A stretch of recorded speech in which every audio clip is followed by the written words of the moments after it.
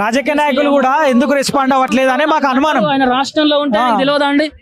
ఆయన deputy CM, ముఖ్యమంత్రి, 24 గంటలు ఆయన ప్రాంతంలో ఏం జరుగుతుందని తెలియదా? ఎందుకు అధికారంలో ఉండి ఒక పక్షాన నిలబడి అన్యాయం చేయడం ఎందుకని? ఒక రాష్ట్రంలో ఒక మెయిన్ సెంటర్లో అంత ధర్నా జరుగుతూ ఉంటే, ఇంత అల్లర్లు జరుగుతూ ఉంటే డిప్యూటీ సీఎం లెవెల్లో ఉండి కూడా కనీసం పట్టించుకోలేదంటారా? తెలియకుండా ఉండదంటారా? తెలిసి కూడా మౌనంగా ఉండడం ఎందుకని? మతాలను రెచ్చగొట్టడం అనే కదా. ఇప్పుడు ఇంతమంది హిందువులు వచ్చారు, ముస్లింలు వచ్చారు, ఇంతమంది ప్రేమతో వచ్చారు, వచ్చిన ప్రతి ఒక్కరు కూడా బాధపడుతూ ఉన్నారు. ఇంతమంది వచ్చినటువంటి వాళ్ళు వ్యతిరేకిస్తే ఏం జరుగుతుంది? ఇంతమంది యవనస్తులు ఉన్నారు, ఇక్కడ ఇంతమంది యంగ్స్టర్స్ ఉన్నారు, వీళ్ళందరూ తిరగబడి గొడవలు అల్లర్లు చేస్తే ఏమవుతుంది మన దేశం?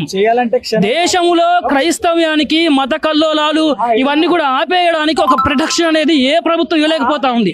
అటు తెలంగాణ ప్రభుత్వం కానీ, ఇటు ఆంధ్ర ప్రభుత్వం కానీ ఒక మత కల్లోలాలు, ఒక మత విధ్వంసాలు ఆపడానికి వీళ్ళు విఫలమైపోతా ఉంది.